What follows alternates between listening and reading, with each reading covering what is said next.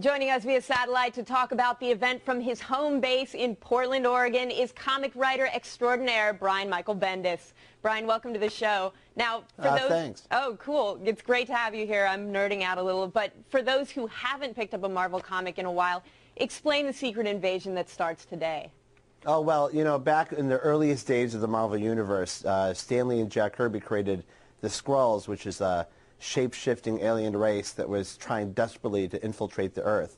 And over all these decades that Marvel's been around, it's really built a mythology and some, you know, great backstory to the Marvel Universe. So, but it hasn't really been addressed in what the modern times would be. So what we have here is the Skrulls have used their shape-shifting ability, and they've infiltrated almost every single aspect of the Marvel Universe. The Fantastic Four, the Avengers, you name it, they've gotten in there, and how long they've been among us and what they've done, we're revealing today in Secret Invasion #1. Well, and that brings up an interesting question. You know, how long has Secret Invasion been in the works? Because there are sort of hints going back as far as Avengers Disassembled.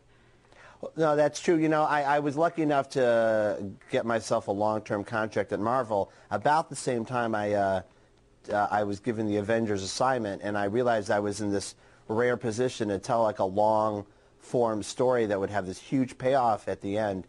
And I did. I told my editors, you know, around New Avengers #1, I said, hey, you know, I want to really tell a story like this that really has, you know, long ramifications, and you can really sow the seeds for as long as we want. And so we kept it under wraps for a lot of years, and over the last year or so we've been slowly revealing our plans, all of which is accumulated in Secret Invasion. Right. Well, you know, a lot of these events really promise huge impact on the universe, but how much of an impact will Secret Invasion have on Marvel?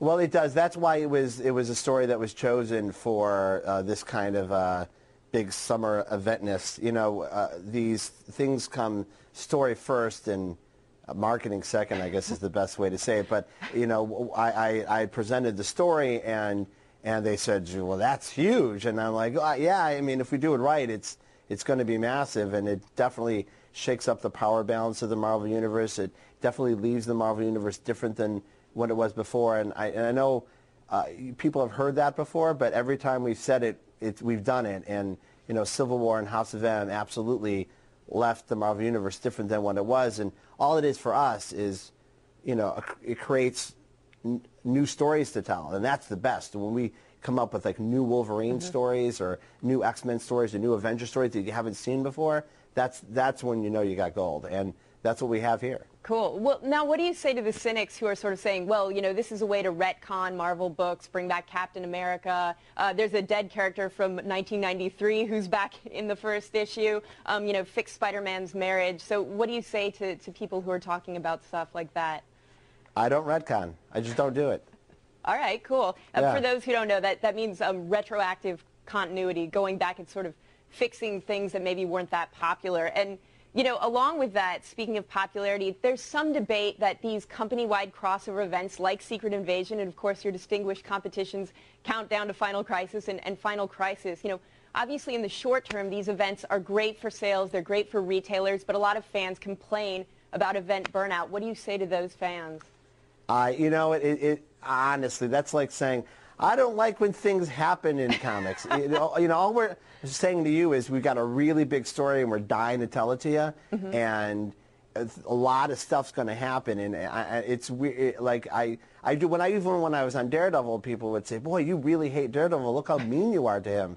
He never has a good day." And I'm like, well, would you actually spend $2 to buy a story about Matt Murdock having a really great sandwich? Right. I mean, that's not what we're selling. We're selling, you know, big entertainment and cool stuff's going to happen. And you know, every once in a while we come up with a story that literally involves all the characters, involves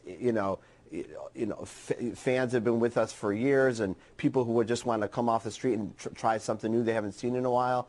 And this is one of those things. And for me, from the writer's perspective, I'm thrilled to come here and say, we got a story to tell you. So if you know, honestly, I don't know how exciting everyone's life is, but I get excited when I hear, like, here comes a big comic book. I don't go, oh, enough with the stories and excitement, you know. I need to lie down. You want to watch Daredevil eat cake for an issue. There you go. No, I did. I presented that. I go, we're going to have Wolverine eating a pie. That's going to be our next summer event. Exactly. A really good piece of pie. Very cool. Well, you know, you've been laying the seeds for Secret Invasion for years. Are you already plotting a post-invasion event?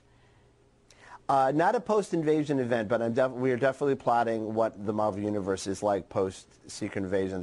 There's some very big parts of the Marvel Universe that will no longer be part of the Marvel Universe. Not everyone's going to make it out, I'm sorry to say, and maybe some people will be returning to places they've been before, but there's certain institutions in the Marvel Universe that will no longer exist, and it makes way for some new institutions, and all of that's being plotted and planned as we speak. Right, so maybe a goodbye to the initiative. Who knows?